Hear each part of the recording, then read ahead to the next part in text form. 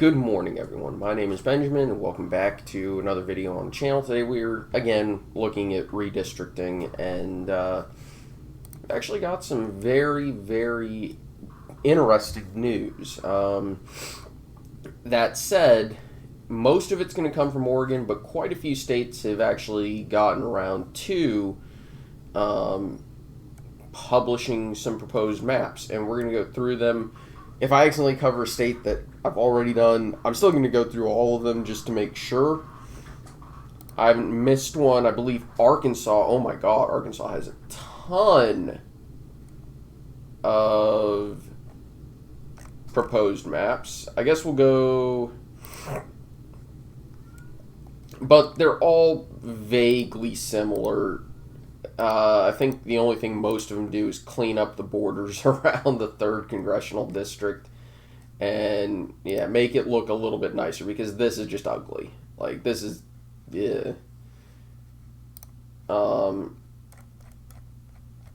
if we look at this one, really changes things around, and hilariously actually makes a slightly Democratic leaning map. This one is not going to get through, by the way, even though you could make an argument that it probably should. It's just this is not compact.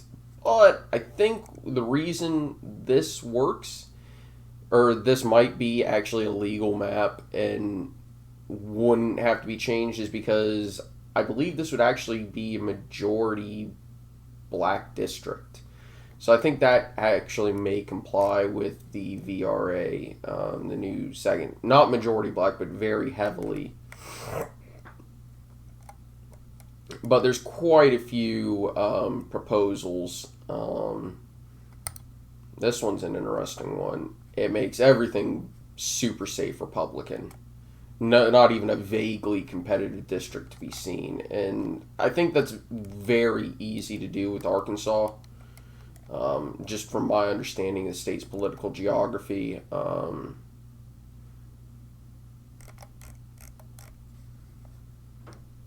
So, yeah. Colorado does have a few new maps. They had the a few staff plans and all that. This is what the current district, current map looks like. Denver is hilariously a district in, I think, both.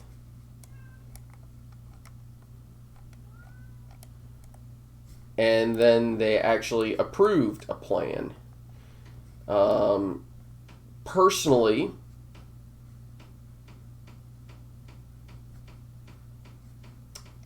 I'm not sure how much I feel about this, but this looks reasonable according to what I know of Colorado's geography.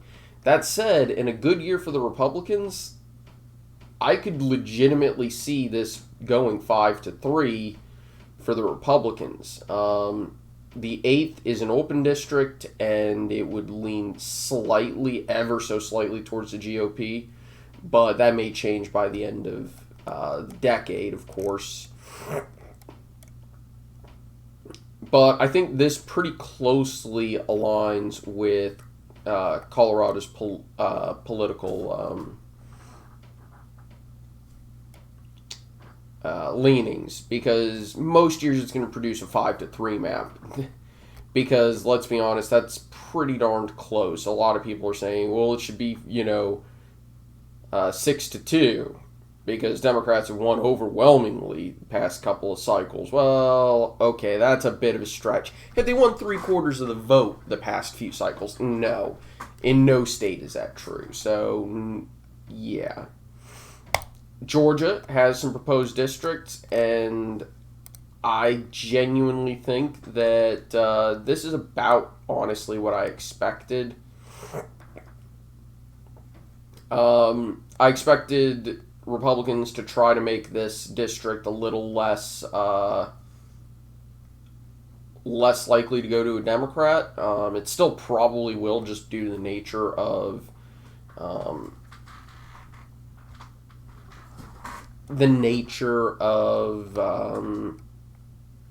southern districts, especially outside of major metropolitan areas. Um, they decided to dump a bunch of Democratic voters in the 7th and make the 6th much more Republican leaning. Where I used to live is still in the 13th district, and it's a heavily blue district. Well, maybe. I want to look at where Fayetteville actually is.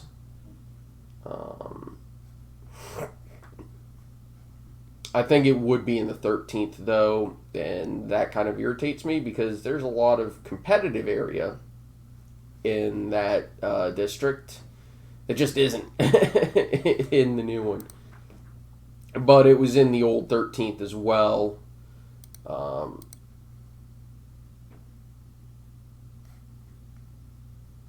And honestly,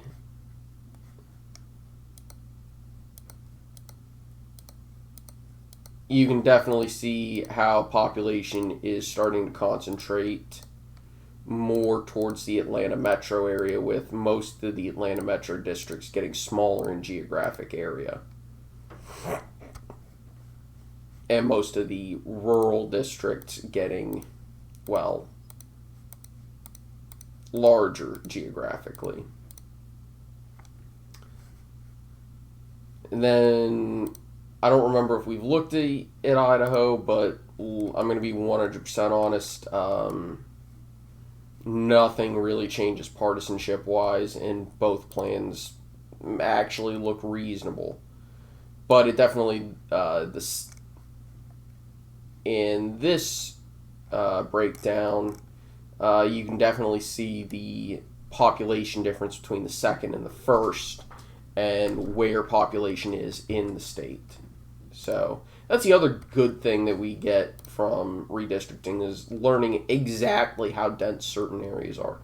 I believe we talked about Indiana last time, but this is pretty much, no one is shocked about this one. I think it's the only plan that's been proposed, and it's going to remain.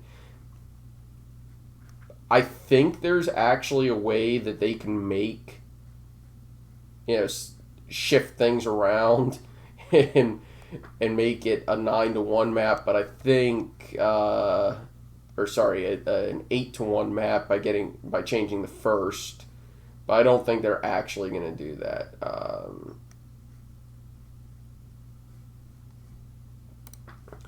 Iowa, we're still on this initial proposal, which probably won't stand to test.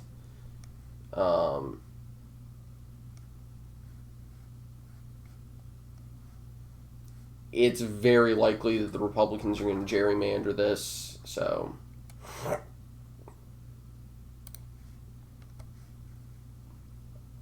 And there's actually a unified proposal in Maine, which is almost certainly going to hold up to scrutiny and get passed. And this is a pretty reasonable map. Again, you can definitely tell the difference in population between the areas. So, there you go. Maryland, we're still only on the commission proposal, which is a very clean map. Vaguely matches Maryland's partisanship. You could argue for one of these blue districts to be leans Democratic if you could figure out how to finagle that. But you can't do it, when the reality is Maryland is almost certainly going to wind up either as a 7-to-1 or an 8-to-0 map. I don't think the Democrats could reasonably make it an 8-to-0 and argue that the Republicans are just too spread out to make a district for them without excessively gerrymandering. The reality is, I think in Maryland's case, the Democrats have to concede the 8th or have the courts draw the map for them. And if they make an 8-0 a map like this, except they get rid of this district and make it all blue, well, I can reasonably make the argument that a court would lean towards this type of a map, to be 100% honest with you.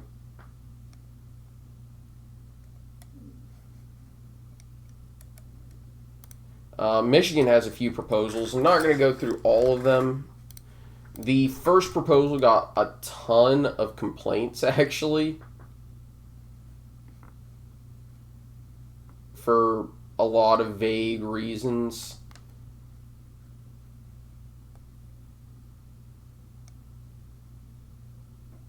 But at the same time,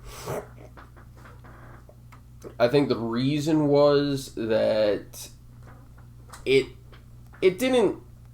kind of weird, but it looks geographically a lot cleaner than it was. But I think the problem is going purely by geography in Michigan leads to a, Republican gerrymander. But then again, Michigan is the Democrats have very poor geography in Michigan. Second proposal didn't really change much. It just made one district slightly more competitive. But it kept most things basically the same.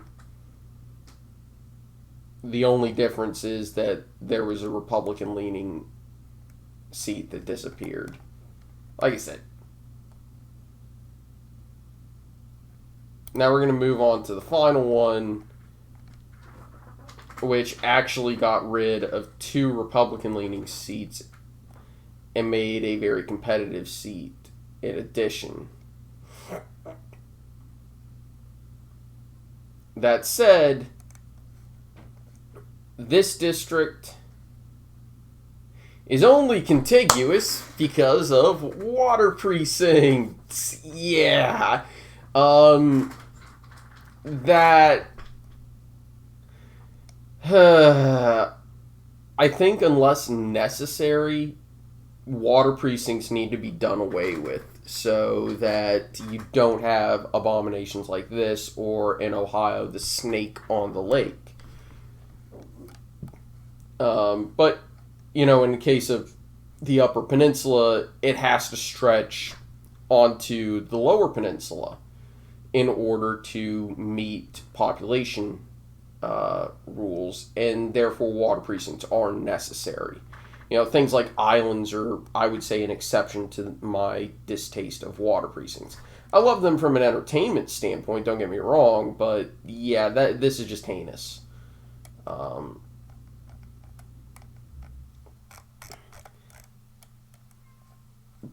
And I think it's not unreasonable to argue that this is actually a bit of a Democratic favorable gerrymander, but only because of how bad the Democrats' geography in Michigan really is. So I think it's actually reasonably fair. We go to Nebraska. There is actually a compromise plan. And yeah, this is just as ugly as I expected it to be. But at the same time, I think it's actually functional, and reasonably you can make the argument that this isn't excessively gerrymandered.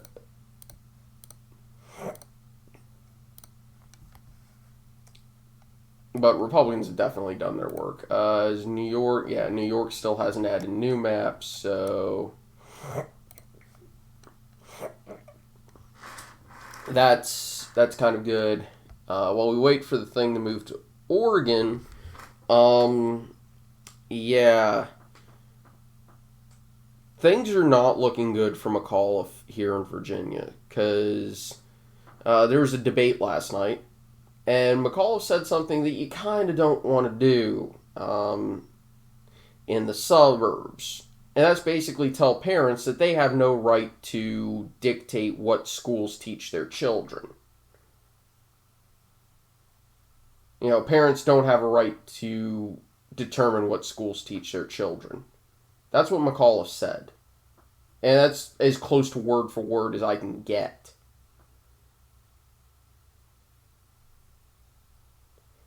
Which, to me, is acting like he's just wanting to shoot himself in the foot. Like, McAuliffe wants to lose this election if he says things like that.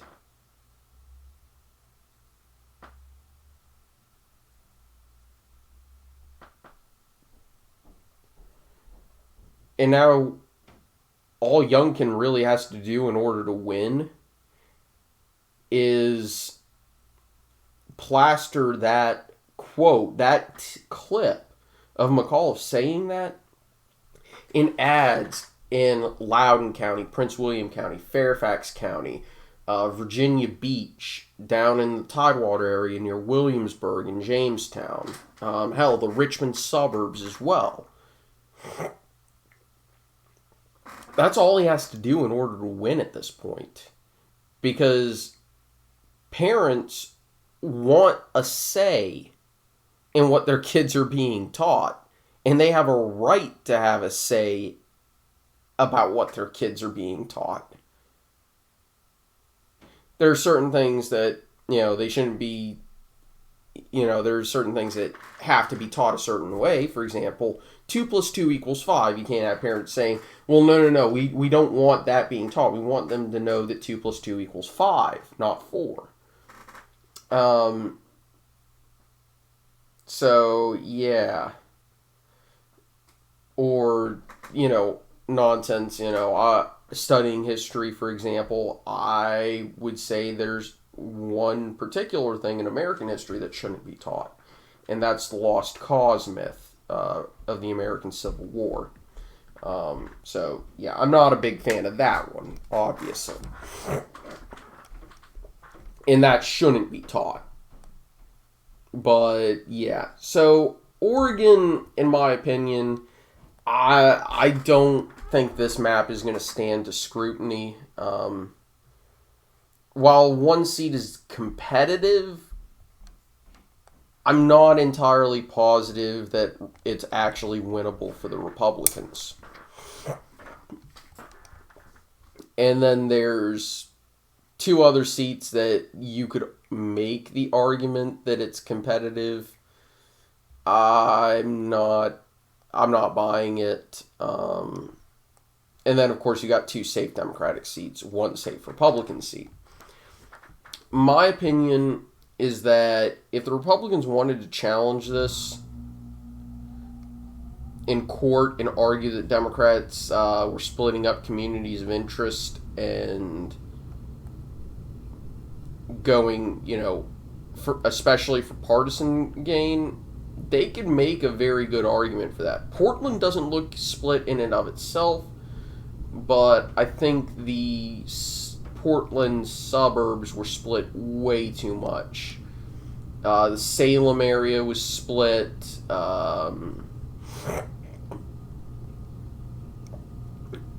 And while it would be reasonably fair to say that in the vague Portland area, you should have more than 1 district, I agree. Portland, in and of itself, and its innermost suburbs, it should absolutely be 1 district, but that district shouldn't expand well out past the exurbs.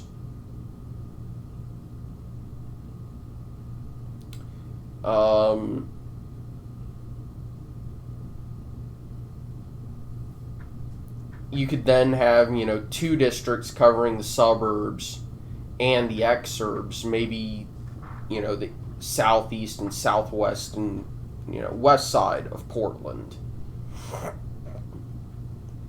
Then another would cover the rural areas down towards Salem and maybe even further afield to Eugene. I think this plan is just I think this is a bad map. I think it's pretty clear that it's heavily gerrymandered for the Democrats. I think a reasonably fair map would have 2 leans to 2 leaning Republican seats with 1 competitive and 3 leaning Democratic seats, be it, a marginal, whether it's safe or, extremely safe or, less safe. So, yeah, the second Democratic plan is the same as what wound up getting passed.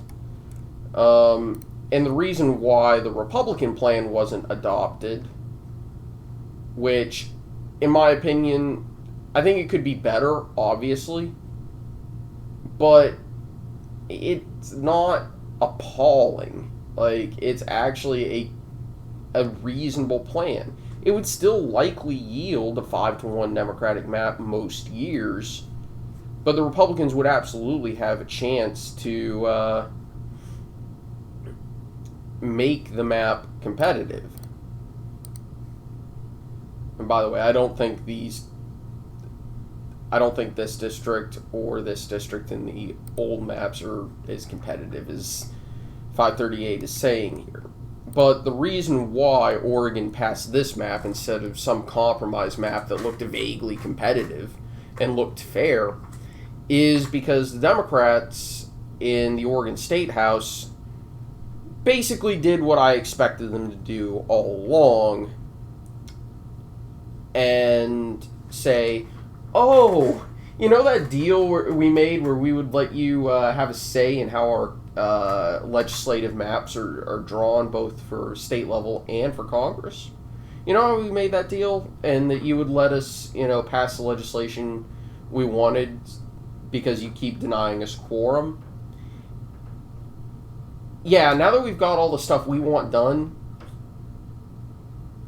in terms of legislation, we're going to backstab you. Yeah, I don't know how you didn't see this coming. So we're gonna gerrymander you out of power, so that way we have a supermajority in the state legislature, and also we're gonna make sure that we have a 5-1 map in the congressional in the U.S. Congress, even though our state is closer to 2/5 favoring your party, meaning you should probably have 2 seats with a chance to win a third every few years.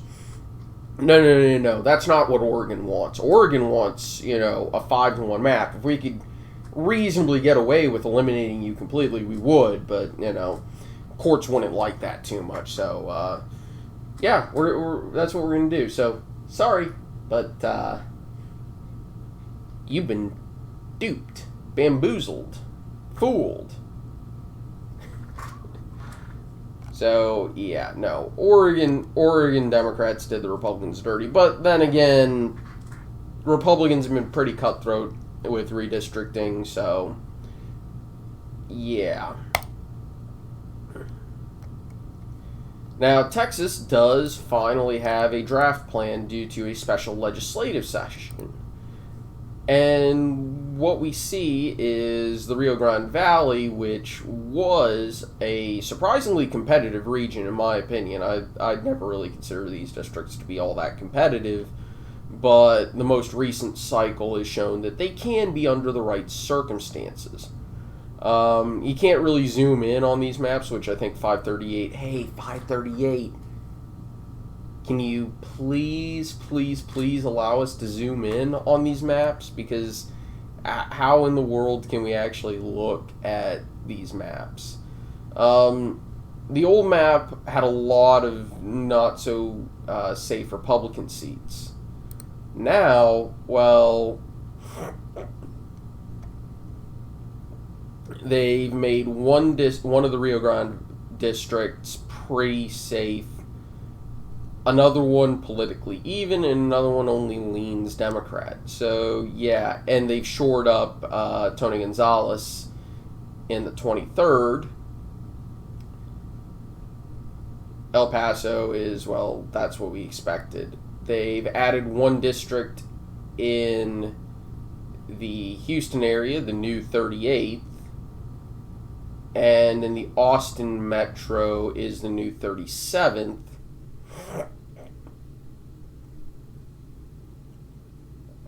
And basically all the Republicans did was shore up their incumbents, rather than focus on adding new seats. While there's technically two, while the Republicans, I think, wind up actually gaining 1 or 2 seats. Ignore this. This is just based off a partisan voting index. It takes the map down from 5 competitive districts to 1 competitive district. Though the suburbs are a completely different story, both in the San Antonio to Austin area, the Houston area, and the Dallas-Fort Worth area. And then one last state has come to start proposing some maps.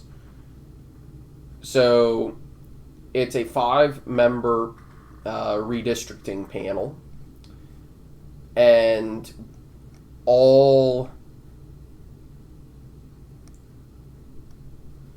and 4 of the members are partisan, 2 Republicans and 2 Democrats, 1 from each chamber, of course, and then there is an official nonpartisan member. Now, the thing is, you can't just win with a 3-2 vote along party lines along with the nonpartisan member of the panel. 3 of 4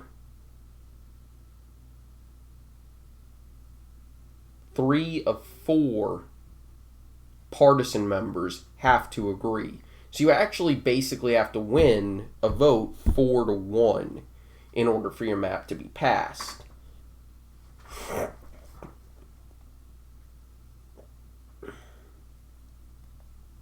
So let's look at the Democrats. Now the Democrats, they basically just get rid of any competitive districts and make it a surefire, all but surefire 7-3 map, which is what I personally would have expected. The 8th district is vaguely competitive, though, because it includes some suburbs and exurbs as well as rural Cascades region. It is starting to move towards the Democrats more, and there are ways. Obviously, the most populous part of the state is this part that runs along the eastern part of the mainland, right into Puget Sound. If we look at from the Republican map, obviously they change districts up quite a bit. Somehow they've added a Republican district and even a competitive district.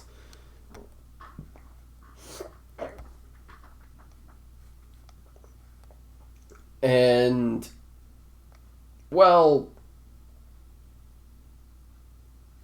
they did have to sacrifice it by making one Democratic district safer, but this is a kind of insane map that actually sort of makes sense geographically. Again, we see another case where the Democrats just have really terrible political geography.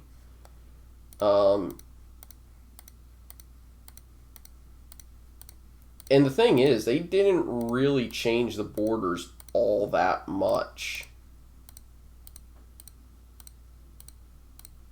Like, these borders are very, very similar when I flip through them. So, this is, like, it's not a bad map. Now, if neither chamber can agree to a map, or if the commission can't agree to a map, I forget exactly who has the power to draw the new districts. If I remember correctly, it may be the state Supreme Court, and I think they may make a more competitive map. And see, this is how you can tell the Democrats are definitely focused on trying to get a map that favors them, is I definitely do think this is weird. I think this is a less efficient map than what they currently have. It just moves around a few borders to, you know, make the 8th a district that favors them. And then, of course, the last Republican map. This guy is bold. He went for 2 competitive districts and one that in an extremely good year could flip. Again, this map definitely highlights where the population in Washington is. 5 districts right there in that tiny sliver where the rest of the state is here. And obviously there's more Democrats in this area. But damn, this is a well done. I mean, this is a well done gerrymander, don't get me wrong. Definitely favoring the Republicans. But weirdly, I think I prefer this one. But, you know, again, just highlighting the difference. The Republicans actually came up with 2 very different plans, whereas the Democrats basically, you know, did the equivalent of, hey, do you mind if I copy your homework? Yeah, sure. Just change it up a little bit so no one notices.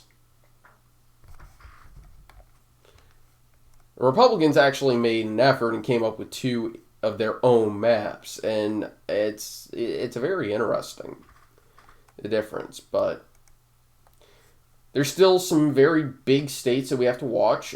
Florida, Illinois, Arizona, California, North Carolina, Ohio, Pennsylvania, and Virginia, all still to come. And that's a ton of districts there. So, yeah. But for now, the Democrats would currently net on partisanship, you know, in terms of a partisan basis, they would net 2 seats right now. But that's because they're converting what 538 considers competitive district as well as a brand new district that's being created based off of the maps that we currently have. Oregon did, in my opinion, it actually makes sense that they were the fastest simply because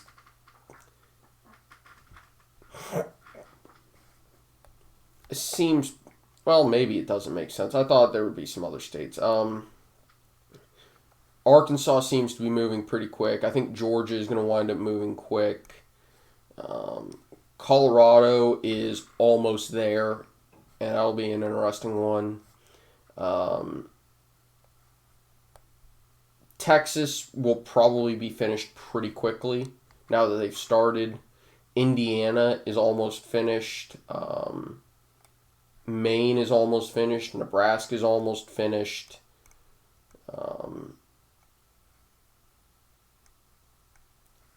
Michigan is moving closer.